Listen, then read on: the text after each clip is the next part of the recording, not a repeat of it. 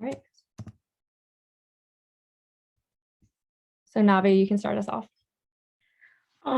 Thank you. So NJSSC, or the New Jersey Student Sustainability Coalition, is just a group of college and high school students across New Jersey.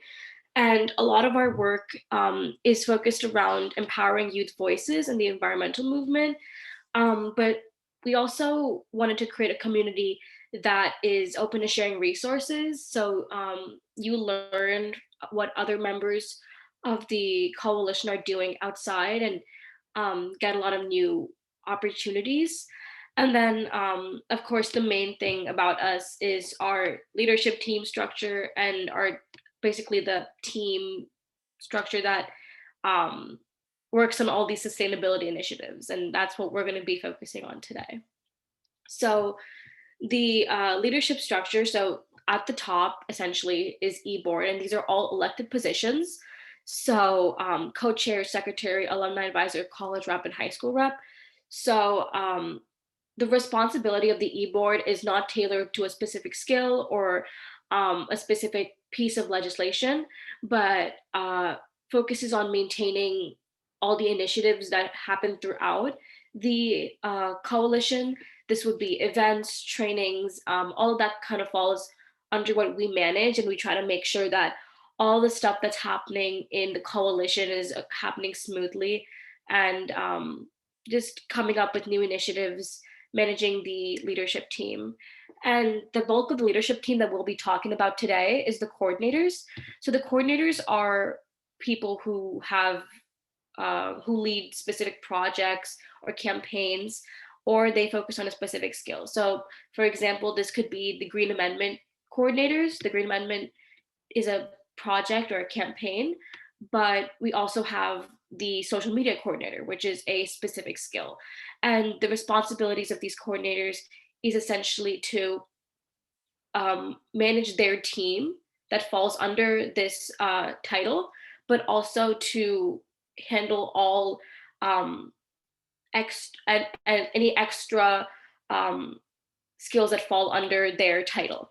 So if you're social media, this would be maintaining all of NJSSC social media accounts, regardless of what you've delegated to your team. And we'll be getting more into that later. Team leaders are positions on these teams that coordinators lead, and they have specific responsibilities for that team. So because every team is different, these roles look different on different teams. Some teams might have a outreach a person specific to their campaign, and some might not. And then we'll be going further into that later. And then finally, general members make up the bulk of our teams. They're the team members. They're the people who attend our events. They're the people who attend trainings. And a lot of our initiatives aim to bring general members into the coalition. And these are kind of free members in NJSSC. So some of the requirements of the leadership team are drafting goals and deliverables. And these focus on, if you've heard of them, SMART goals, but they are a set of items or tasks that a coordinator wants to accomplish, a coordinator or a member of the e-board wants to accomplish by the end of the year. And they kind of guide our events and our initiatives.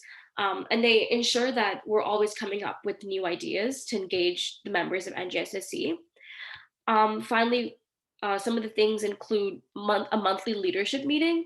So we want to make sure that the leadership team is always connected and always in sync with the e-board. So we have these monthly leadership meetings that we try to get everyone to attend. And you guys will see time commitments on the when we're explaining the roles, and these leadership meetings fall under those time commitments. Finally, they have to not just plan, but attend other coalition events. That's the goal. They need to have monthly indie calls, which is a type of one-on-one meeting with another member of the coalition. Primarily, this is secretary and the co-chairs, but there are other members who have indies with people. They have to attend relevant trainings. Every leadership member is assigned a set of trainings that is specific to their role and aims to help them better themselves in their role. So those need to be completed under a certain timetable. And that's a little bit more complex, but the basic gist is that um, those trainings are important. And then finally, you need to communicate regularly through Slack. So as you might know, Slack is what we um, primarily communicate all coalition events on. And this needs to be your primary source of communication. So if you do have any issues with that, we can talk about that. But for leadership team, Slack is mandatory.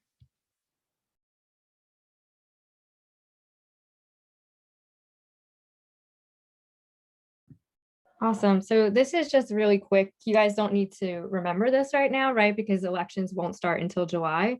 But I just wanted to give everybody kind of a background of like how it's going to go. So we will open up the applications for both e-board and appointed positions. So just as a reminder, e-board is elected by general members, leadership team, anyone that's involved, right? And then the appointed positions are those coordinator positions. And then later on, after the coordinators are appointed, we would start putting people on like those teams. So, you know, applications open July 1st, like I said, and then the e-board applications will close first, of course, because those are elected. We'll have a voting period the 19th through the 23rd. So that's an entire week that you'll be able to read candidate slides and then actually vote on candidates. And then we will announce the results right after, right? It's really simple. It'll be a Google form. So we'll have those answers really quickly. So the e-board results will be announced, and then those appointed applications will still be available for another couple of days. So they'll close on the 26th. Let me just get rid of my head. And then the 31st of July is when we want to have all the appointed positions chosen. So basically, our entire leadership team will be solidified by August. And then we'll be doing a leadership transition for the entire month of August. So new and old leaders will be there. You know, you'll meet with the person that has had your position in the past at least once or twice. We'll have team bonding stuff. So kind of like a leadership retreat in a way. You can start doing some of the skills trainings that are required for your role. And then we'll also, if you lead a team, you'll start picking people to be on your teams. And we'll talk a little bit more about like what those roles on teams will look like. And I think it's the next slide. Awesome.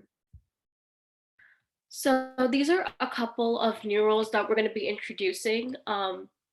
The first is the mental health coordinator. I don't know if you guys have been seeing some of the messages in the general chat or if you are a part of the mental health space or planning. But what we are trying to do is we want to make sure that in the coalition, because environmental activism, especially when you're younger, is such a heavy topic to take on and to be thinking about constantly, that we want to make sure that the coalition is not only providing a space to talk about that, obviously, not to diagnose or anything, but just to make sure that people feel comfortable and open and speaking with other people who might be experiencing the same feelings. And then it's also going to be a fun thing. We're going to play games and meditate to kind of create like a community bonding sort of feeling. So the mental health coordinator would be not really running a team per se, but they would be coordinating a mental health space that that includes hosting weekly or bi-weekly mental health space meetings, small little pop-up events, and finally partnering with Water Spirit, who is which is an organization we've worked with before to host like mini eco anxiety or meditation events, and you know, increase mindfulness in the coalition. So the next one would be the events coordinator. So when we say events coordinator, it's pretty clear, or it's really important that we make it clear that this isn't going to be one person that's going to be running all the events for the coalition. We have many teams, we have many people that can do that, right? But the events coordinator really would just make sure that events don't overlap with one another. that events are reflecting like the purpose and mission of the coalition. So anytime, a team is planning an event, they'll just kind of make sure that it matches like what we're trying to achieve here. Other things that they would be doing is just kind of supporting eBoard in planning events as well as teams that plan events. So this really just looks like making sure that they're doing proper promotion, make sure that their team is trained if they're not trained, right? And really just being a support and not someone that's actually throwing the event. That's really important because of course we have a lot of people that can help throw the event.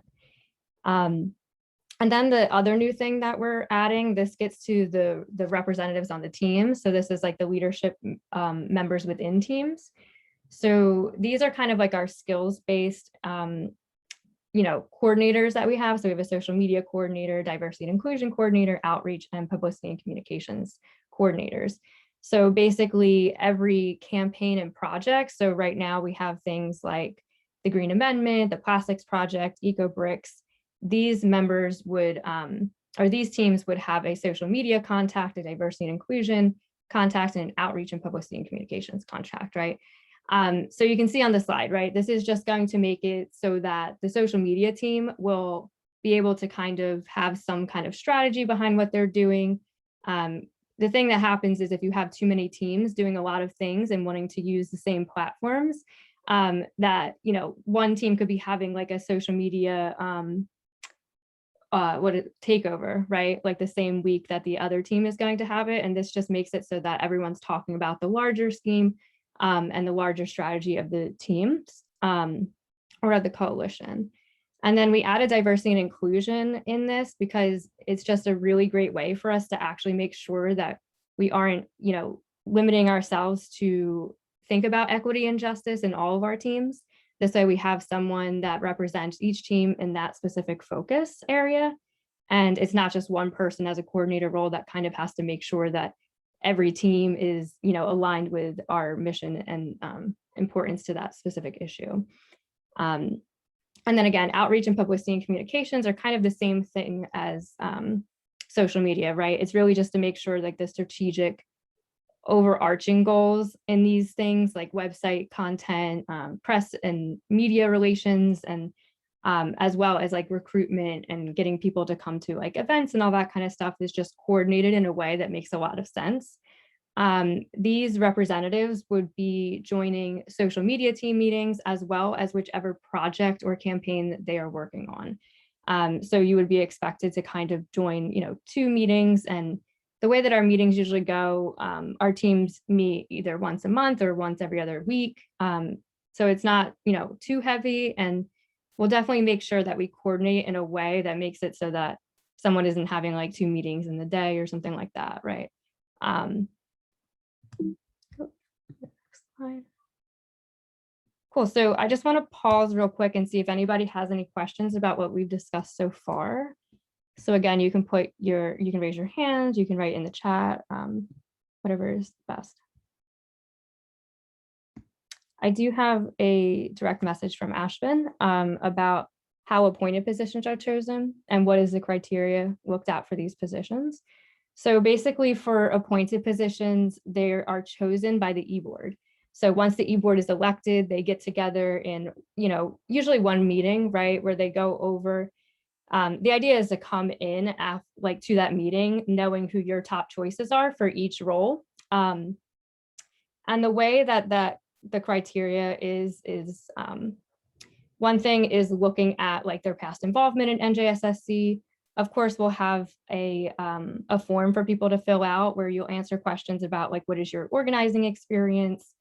Why are you a good fit for this role? So those types of things will also be taken into consideration. So I would say that is, the 2 huge main factors: proving that you are experienced or passionate about this job, right? Not job, but, position. But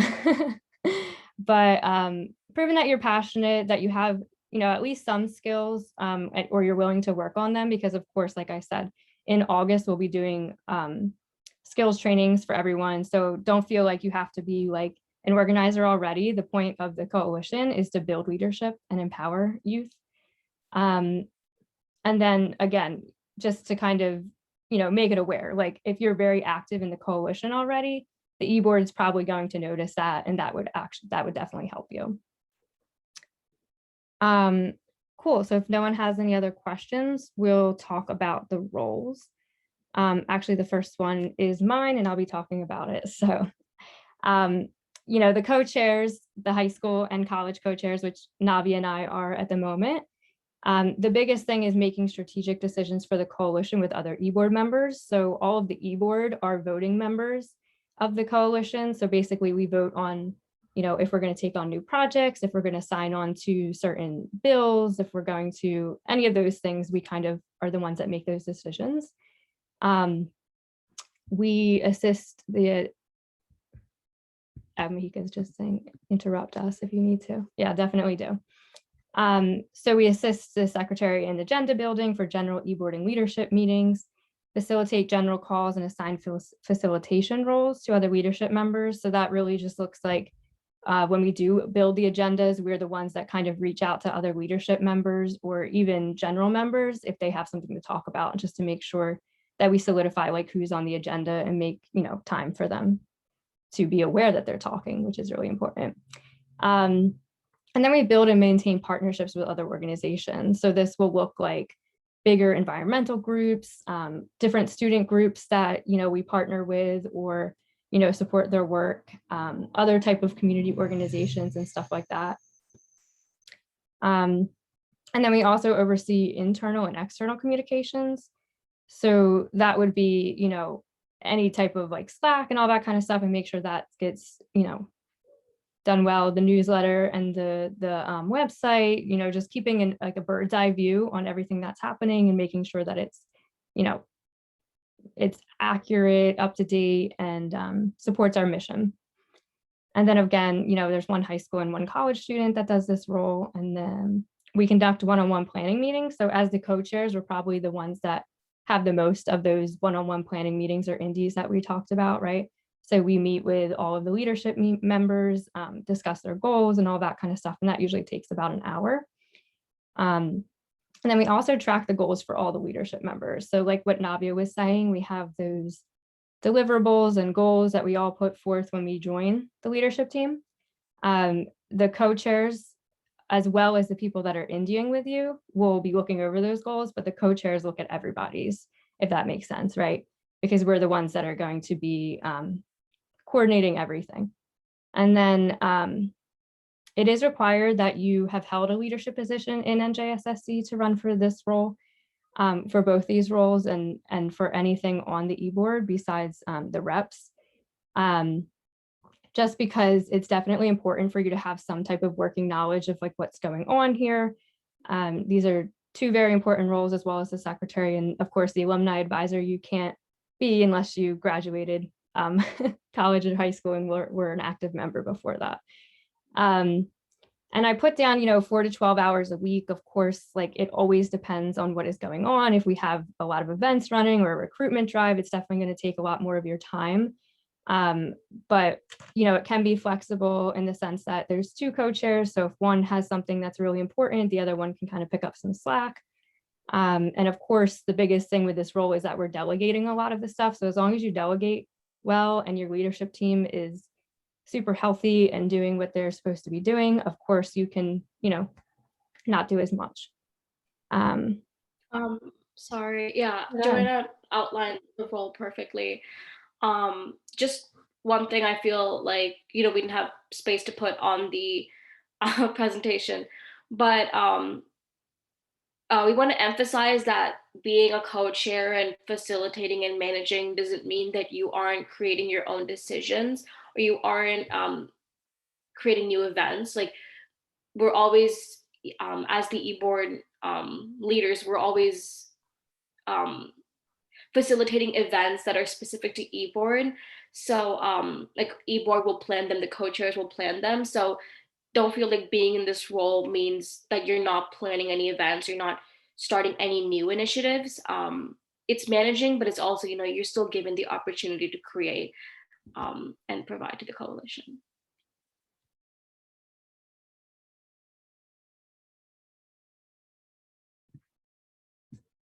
Okay, yeah, that's an awesome point. Does anyone have any questions about this role? Awesome. Go to the next. Wait, did I skip some? Yeah, skip. What is going on? Sorry, guys. My computer went a little crazy.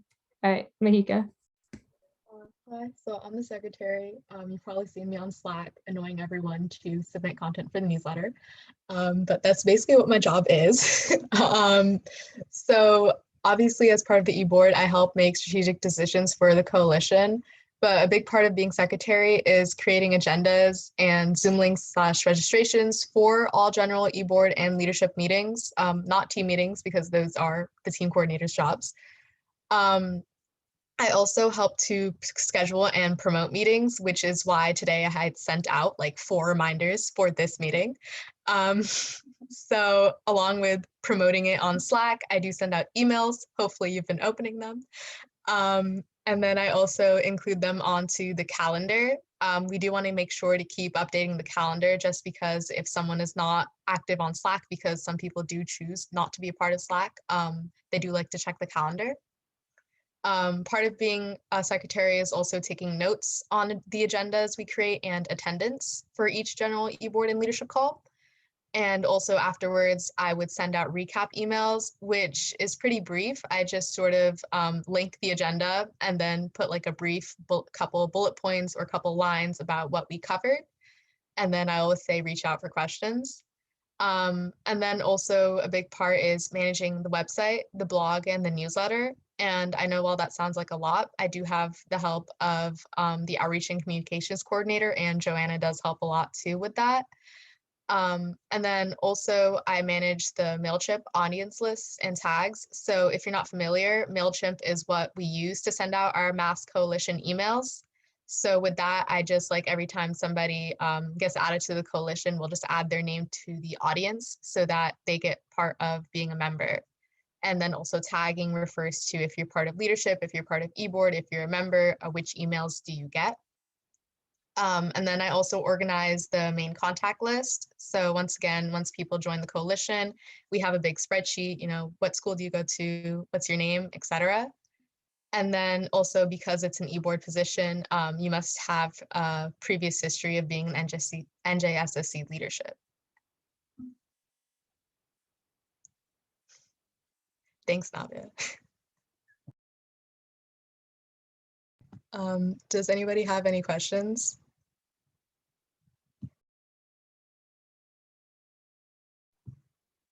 If you don't have any questions now, you can always ask later too about the position. Don't feel afraid because we've moved on. You can't ask any more questions. The chat is always open and you're always able to unmute.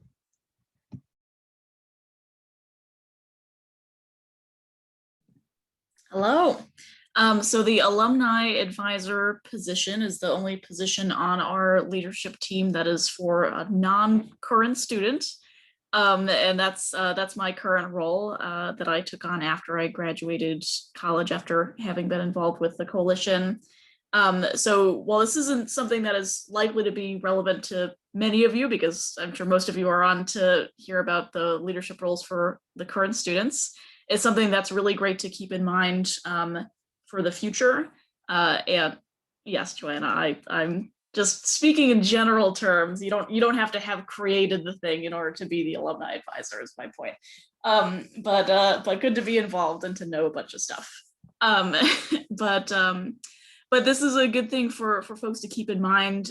You know, if you're involved long term with the coalition, there are absolutely ways to still play a meaningful role in the success of the coalition even after you graduate. And so while the idea with NJSSC is, of course, to keep all of the power in the hands of the young people that are running it, even if you're 24, like I'm about to be in a number of days, you can still contribute even as an old person. And so this, I would say, estimate like 5 hours a week. It really varies a lot. And the main role of the alumni advisor is to be a support system for all of the current members of the leadership team. So you want to participate in leadership and executive team meetings, just to keep abreast of what's going on and provide some helpful insights based off of the experience that you have one-on-ones, indie meetings with other NJSSC leaders as needed. Really, however the co-chairs think is best for the alumni advisor to fit into the one-on-one meeting structure is how that'll happen. And really just provide advice and some experiential knowledge based off of the past work that you've done to help make the coalition the best it can be. And that's that.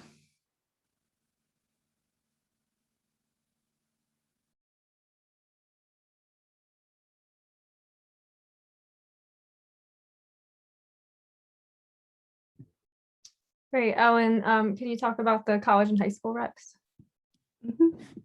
So for this year, I was the high school rep and Joyce was the college representative.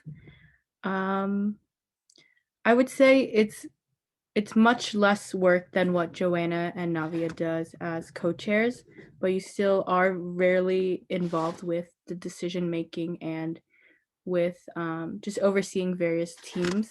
For example, I oversaw social media, but that's my own team, and then I indied with Tiffany for D&I.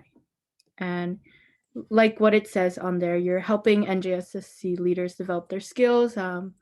Like we have spreadsheets to keep track of what trainings they go to, and if they ever need help, we'll indie with them. Well, we indie with them every month, and we go over their goals and how we can help them reach those goals. But that's kind of a general thing for the e-board.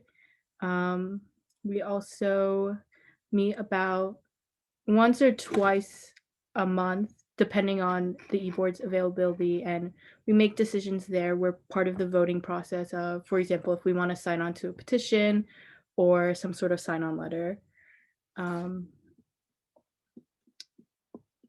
And oh, sorry, I just joined, but yeah, you don't need any experience in NJSSC, but I think it is very important that you kind of get a sense of the coalition and how it runs, so that once you join or once you apply or once you get the role, you're not like completely lost and you know like where to find things or how things should run or how an indie meeting should run. I would say it's not as time intensive as the co-chairs, but for me, like college apps was a lot for me, and I wasn't able to kind of fulfill my role as much as I could or as much as I should. So I would suggest like make sure to put time aside and make sure to plan things out before like really diving deep into this role and like joining the e-board. Is there anything else I should add or from? I think that's good. Like really, the thing to note also is just that the college and high school representatives are just that, right? Like that's why they're voting members, is to represent those two different types of students. You know, if we get more middle schoolers as well, like we'll probably, you know, put a middle school representative as well. So that is kind of like the biggest point of that. But if anyone has any questions for Ellen, feel free to raise your hand or write in the chat. If not, we can move on. All right, that's good. Thank you, Ellen. All right, Tiffany. Okay, so this is for the outreach coordinator position. There are a couple main goals for the outreach communicator, mainly being onboarding new members. This typically takes the longest, which is why it's 4 to 8 hours a week, because there are a lot of new members. And in addition to onboarding new members myself, you also have to assign others to do so. And a lot of the work, it also includes communication with a lot of outside groups that are usually in other schools, like universities, and a lot of different regions of New Jersey as well. And this typically also takes a little while, which also adds to the time commitment. With the outreach, if you're the outreach coordinator, you'll also be working closely with the communications team, and you'll actually co-lead it. they work very closely.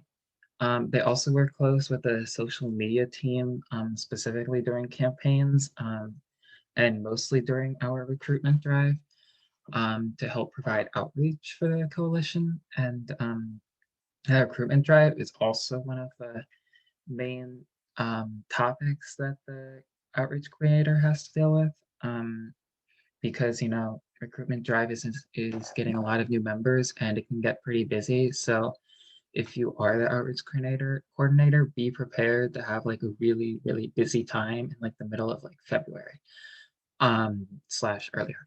Okay. And then also another job is to have monthly meetings, which we call indies. So monthly indies with the regional coordinators, just to check up and make sure everything's going smoothly. And it's also really important for the outreach coordinator to be involved and be connected with local events. And they also represent NJSSC when they're communicating with other groups, and when they're communicating with new members. So it's important to be the face, I guess, of the coalition. So yeah, it's an important role. Does anyone have any questions?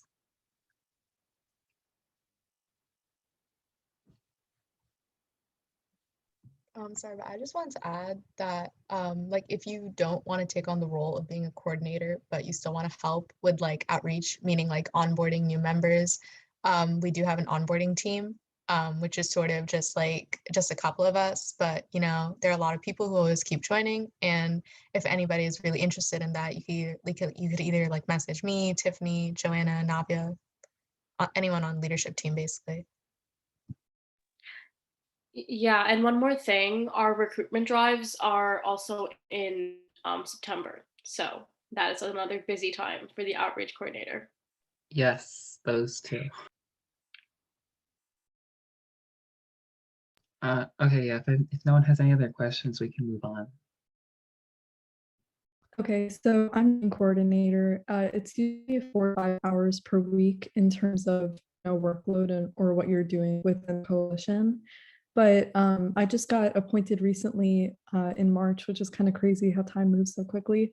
But it's an appointed role rather than an elected one. So you are really showing off your skills and what background you have, in environmentalism and sustainability before you're getting this position. So you don't need any prior experience with NJSSC in order to get the position. But it's always great to have some experience in terms of environmentalism. What I really focus on is communicating with team and project leads, as well as leadership and general members. And I'm trying to identify what they need in terms of like basic training, where I'm actually breaking down really important topics for leadership. And then you're giving that to other people so that they can become the future leaders of NJSSC. So my indies are with April, and sometimes I have them with Joanna. And really the point of training coordinator is not only to train other people, but also to make other people trainers so that they can go on and train other people as well. So you're creating training schedules for NJSSC, and this could be weekly workshop or requested trainings. So it really depends on the events that are coming up or whether people have a specific interest in a training. I'm also creating the descriptions for these trainings right now and trying to add new trainings to the ones we already have. Other than that, it's recruiting and training new trainers, like I said earlier, and delegating training tasks. And it's recommended that you're recommending training materials and methods to improve already existing projects and teams.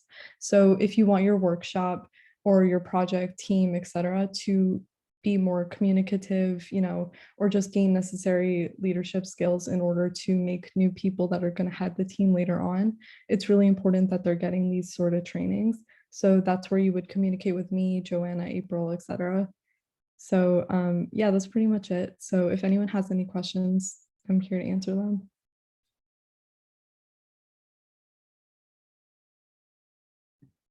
Awesome. Thanks, Eliana. And now Siam's going to talk about the regional coordinators. Yeah, so regional coordinators are essentially outreach coordinators, but more like the local level, right? So we have we have local coordinators in North Jersey, Central Jersey, and South Jersey. I'm the regional coordinator for Central Jersey, and basically, you don't really need to have prior experience in njssc, or you don't really need to be an active member necessarily to get this position. It's appointed. And the way that I got it was like I was active in my community. Like I had like a workshop with another organization. And then I think from that, like I was able to build connections. And that's basically the main role of the regional coordinator. So there are like there are other opportunities or other responsibilities of regional coordinators. Like sometimes you might need to onboard new members like from that specific region, so you can start building connections with them and get to know them. But mostly it's maintaining and building connections with like local partners, local environmentalists, and things like that. And another thing is like once you have the position, what you want to do is like have a Slack channel. So um, there's a Slack channel already. It's called Central Jersey, I believe. Um, you could check that out. If you're from Central Jersey and North and South accordingly. And in there usually we post opportunities that we come across at the local level. So it might be like recent one was a talk with Congressman Frank Pallone about the a clean energy bill that he was championing. And then there are other opportunities where maybe you can maybe there's like a cleanup or other things. And so like the main job of the regional coordinators is to get those opportunities and push those to other members in the coalition, and like start to build those relationships with the coalition members. Yeah. Oh, I think Mahika might have just sent a message about it. But yeah, I was just gonna say on a more organizational note, if you aren't on one of those channels, we probably don't have your information. So please feel free to DM me and I will add you to those. Or you might be able to find them just by searching through the channels. Hi, so as publicity and communications coordinator, I work about 3 to 5 hours a week, depending on what time of month it is and what specific responsibilities that I have. So the first task that I usually work on is facilitating with the compilation of the newsletter. I work with the secretary closely on this. So basically I work in outreach. I reach out to specific members of the coalition requesting that they submit material, especially if I know they're active in their environmental clubs at school, so that I'm more sure that they may submit something to the newsletter for the month. And I also work on assembling the various opportunities that are found in the opportunities channel for the newsletter. That's my first task, and this usually comes a lot to the middle/end of the month, where the heavy part of the responsibility is, because that's when we're getting more submissions as environmental clubs have completed their work for that month. I also work on writing and working to publish press releases periodically. I write and work on monthly blog posts. So I usually work on one to two of these a month. Maintaining the coalition website, whether that's the appearance of the website or whether it's the functionality of various ports within the website. And then I also work in external communication with partners and maintaining relationships with these partners. And overseeing the media list and press contacts is the last of my responsibilities on this list.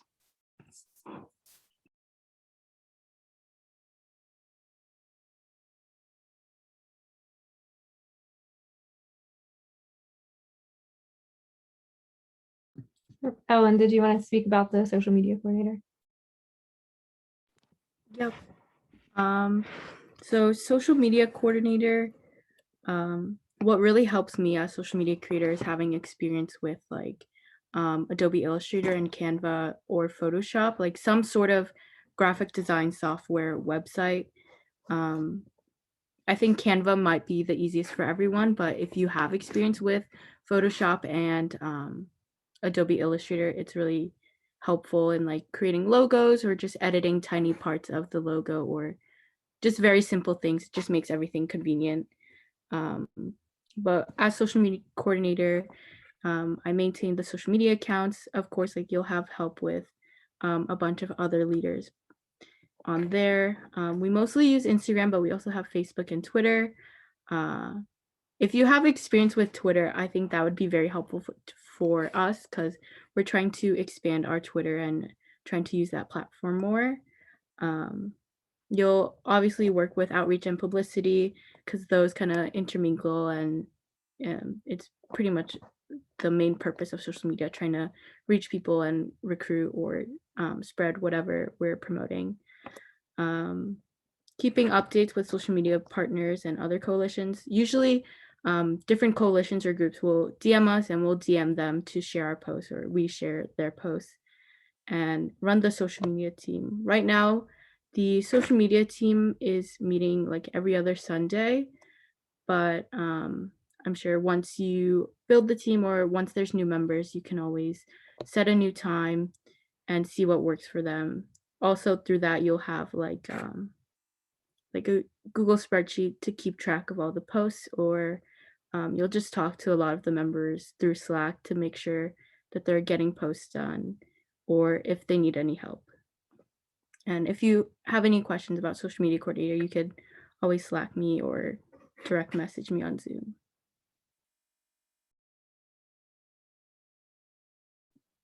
Okay, so I'll talk about the campaigns coordinator. So campaign coordinator was kind of like a new role this year. It was pretty new.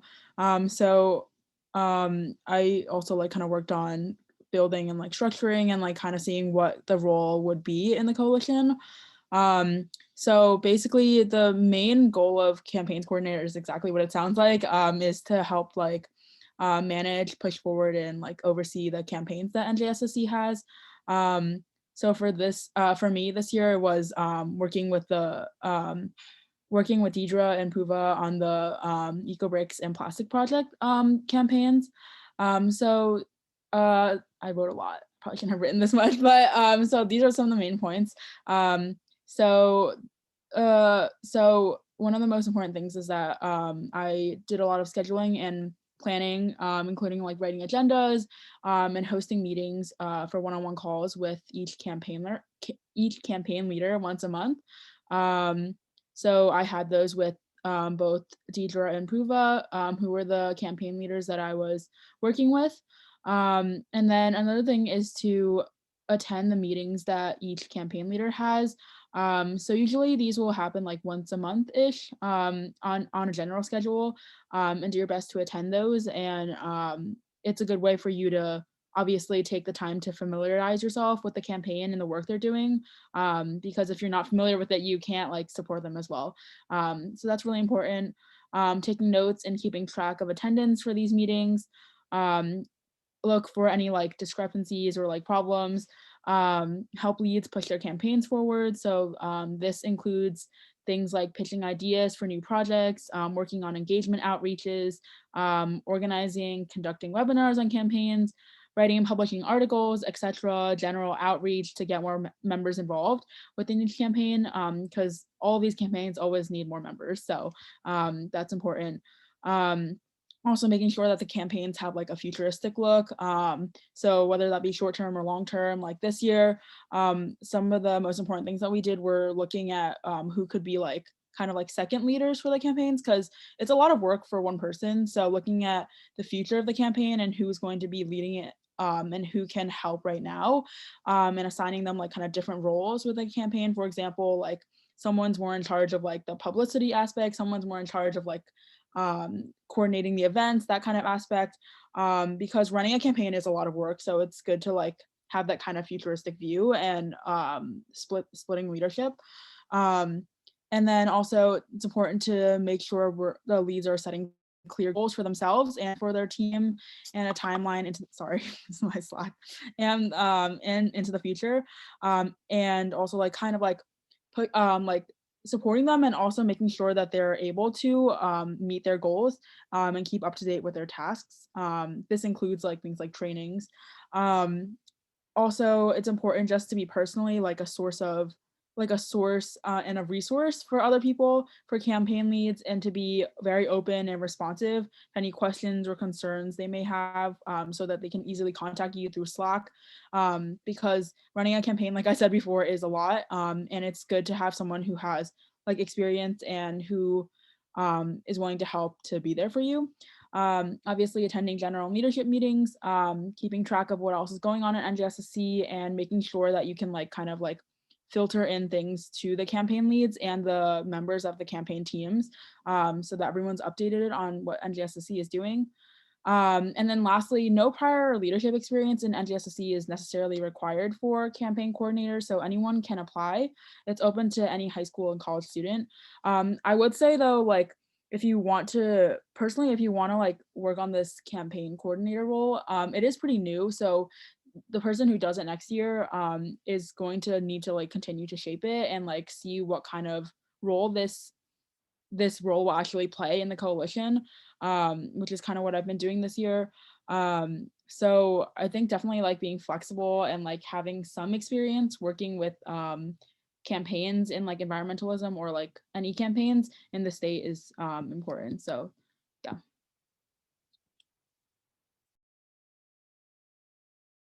Great, thank you. So I'm the policy coordinator. The policy coordinator is a really very flexible role, and it's very diverse, and it definitely is something you can take and shape and make your own, depending on your interests. So that's why the times are very flexible here.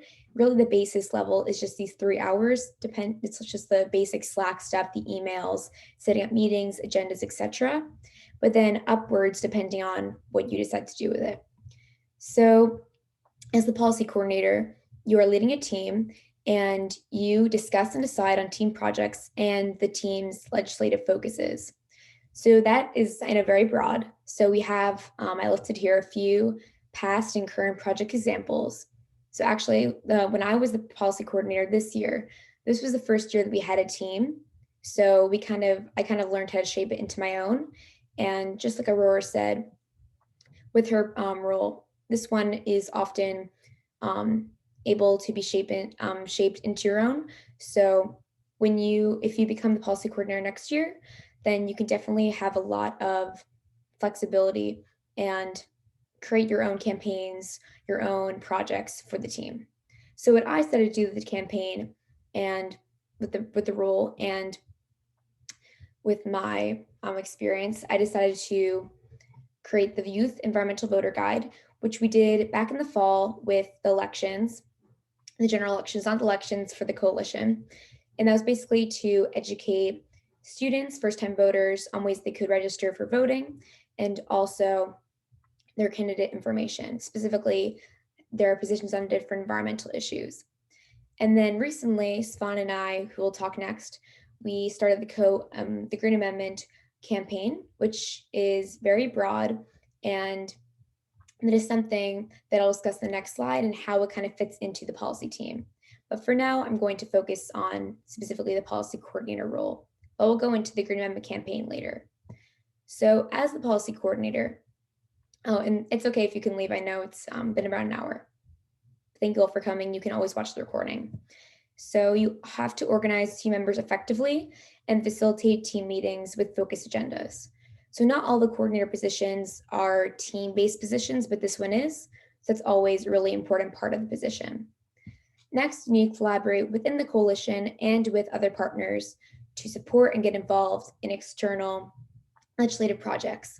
So for me, this included working with the New Jersey League Conservation Voters on a policy guide, and then also aligning with Green Amendment for the Generations for our campaign. But that would also depend on your campaign and your projects. But often you have to align yourself with any other policy initiatives within our coalition, but also within our partners.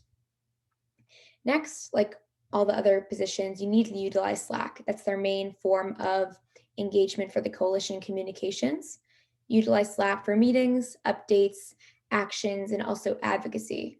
So the special thing about this coordinator position is that you also get to send out opportunities and action items that people in the general coalition can take to support whatever legislative project or some other one that you're not specifically having a project on, so that they can make a difference in those easy ways. So for example, we often send out webinars you can get involved in, and also automated emails, for example, for the Green Amendment. Next, you have to organize multiple events to support your team project. Like I said before, it's a very diverse role. You can kind of shape it based on your desires and the desire of your team. So the events will obviously be shaped depending on your legislative focus. However, in almost any situation, you're going to have to organize multiple events, especially around Earth Day. Then you also have to present and conduct outreach to environmental clubs and organizations to promote statewide action. This is basically a supplemental tactic for whatever focus and projects you have. And it's something that it's a skill you don't really have to have going into it. I know I didn't, but presentation skills and outreach skills are super important, not just to every role, but especially this role. And then lastly, you don't need to know too much about legislative processes on the state level coming into the role, but you definitely need to be prepared to learn a lot about it, because it is something that is very important in the day-to-day process of the role.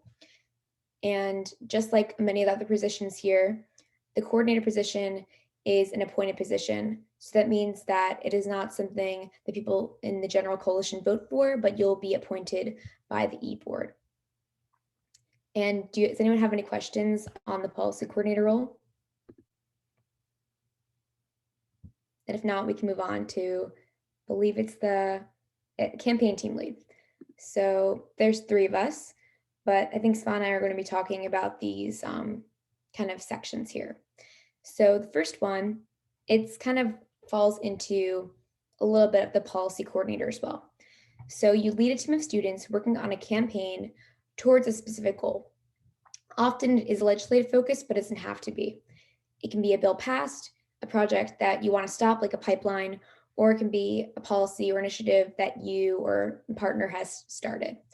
So just to clarify a little bit, the difference between the Green Amendment campaign and the policy team / coordinator position is that I am the policy coordinator, but I'm also a Green Amendment co-coordinator. And that just kind of happened to form as our legislative focus and our project as the policy team. But in the future, that definitely doesn't have to be the case.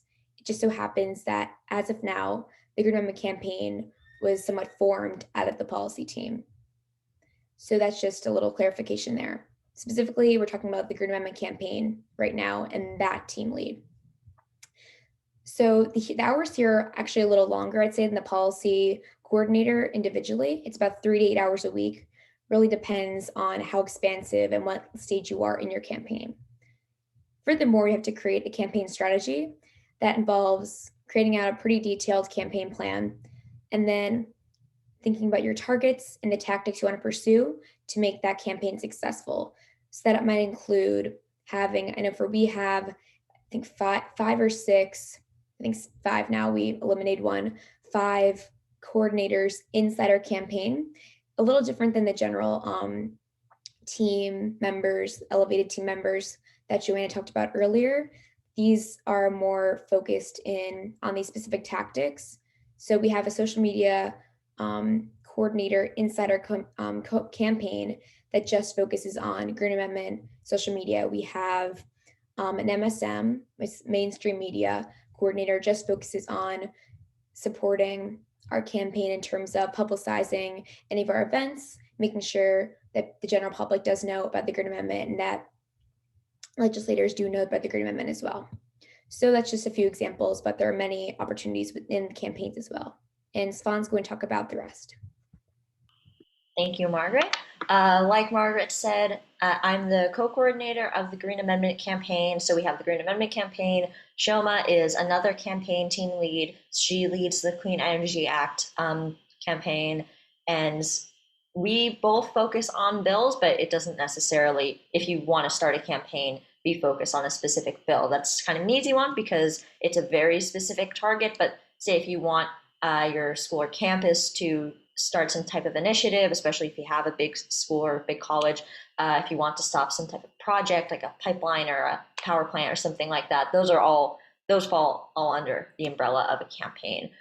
So Margaret covered the first 2 bullets. Going down to the third, organizing the team. That really builds off of creating that campaign strategy. So Margaret was talking a lot about the tactics and our tactic coordinators, and that's that leadership development piece. So you do want to, not only are you trying to work towards your campaign goal, you're also trying to develop new leaders that will eventually become maybe their own coordinators or campaign team leads and help them gain the skills they need to do whatever they want to do in environmental activism field. So you'll pick whatever tactics and let you think you need to support your campaign, and then you assign people to do those tactics. You make sure they have the trainings that they need, and then also for your general members, you both work on recruiting them, and you also make sure they have the training. So at the Green Amendment campaign, we held several trainings. I think it was 3 in total, which were specifically Green Amendment.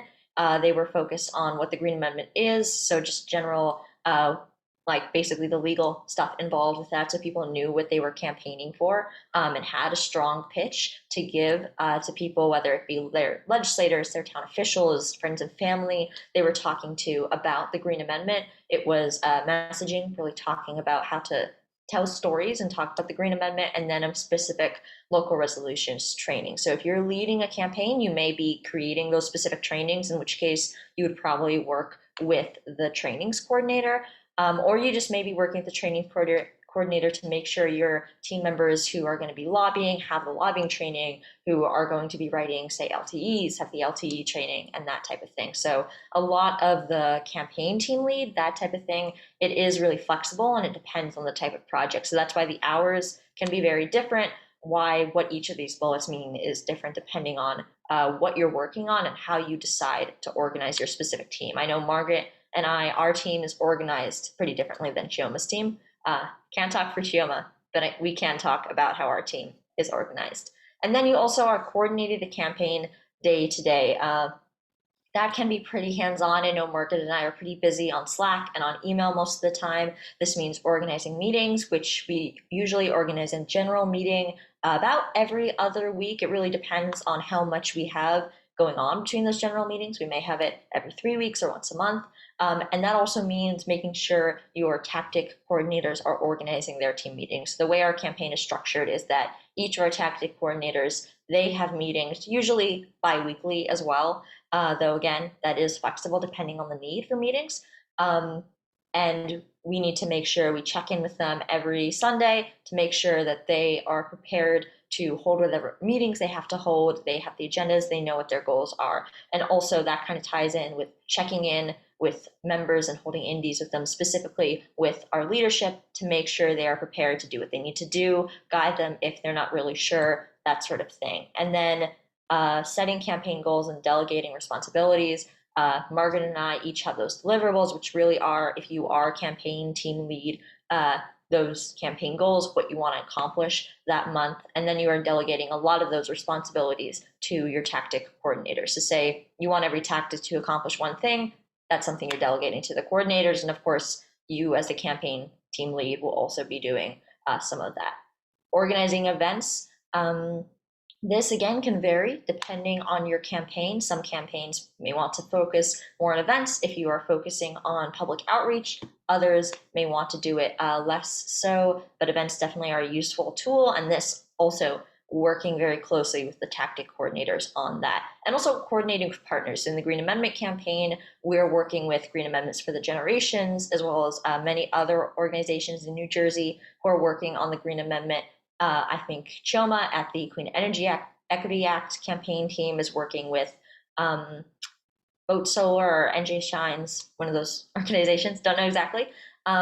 But that is a big part of it as well, especially because when you're working on a campaign, usually you're not the only one campaigning for that bill or for whatever goal you're trying to get. So if you coordinate with people and you don't work in silos, that really does make your campaign more effective, especially intergenerational power is can move your campaign forward a lot. And for this role, you don't need prior leadership experience. I know I didn't. Margaret and I, this was our first campaign to organize, and you definitely do have a lot of training and help and support from the more experienced members of the leadership team, which is really great for this role. Really quickly, if you are like we talked a lot about proposing your own campaign or your own thing. So those types of proposals would go through the e-board. You would present on what you want to talk about. It's just a PSA.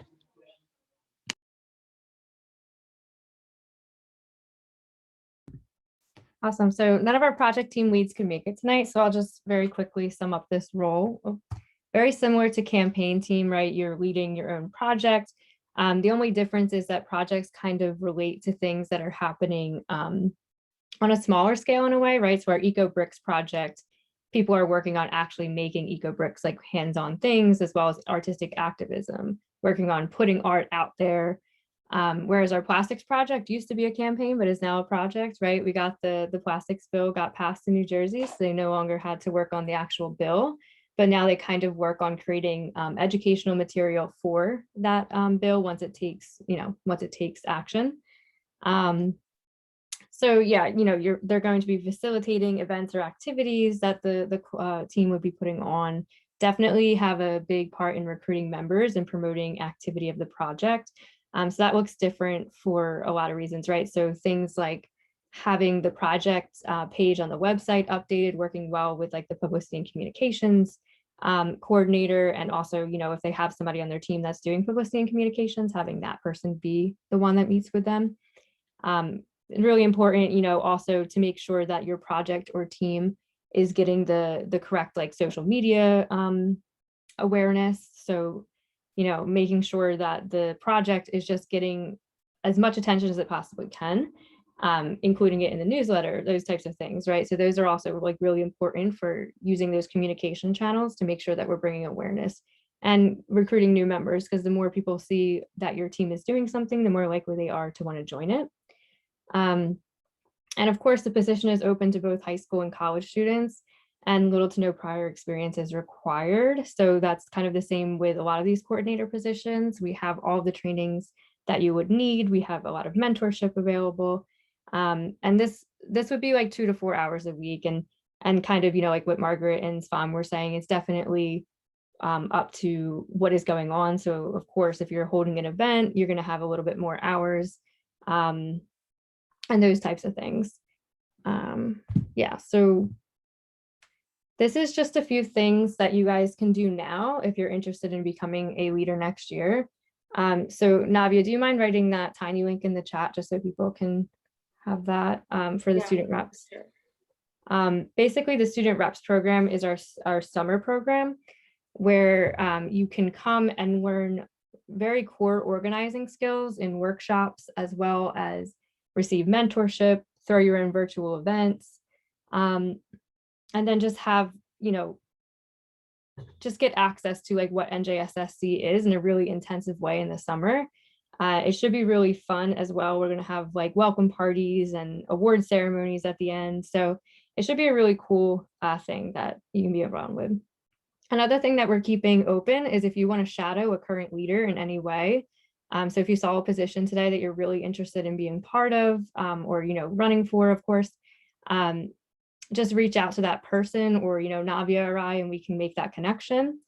And we'll make sure that there's some shadowing opportunities for you. Of course, like it's a remote workspace, right? So you can go on Zoom and just kind of learn about what they're doing for the coalition that day. And then you can also get active on one of our teams. Like I mentioned before, the e-board will, when they're making their appointed positions, and also, when you're running for e-board as well, a question will be, what was your prior experience with NJSSC?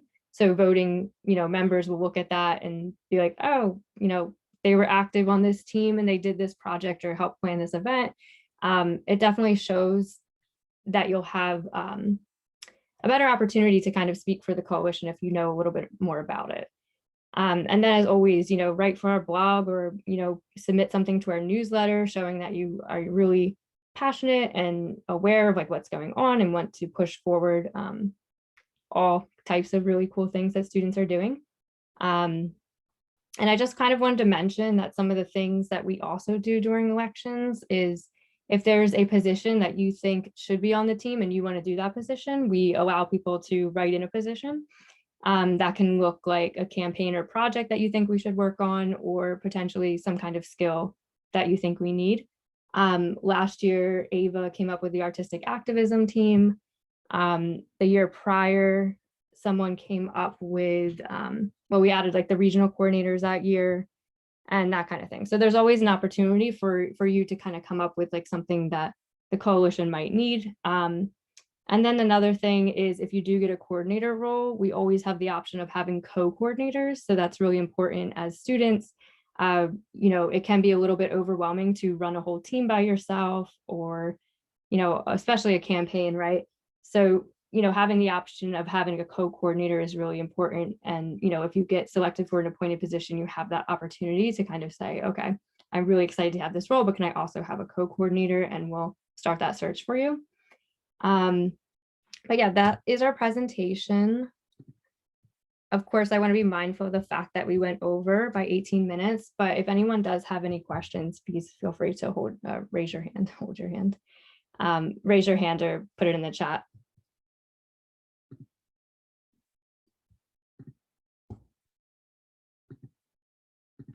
All right, cool. Well, thank you everyone for attending.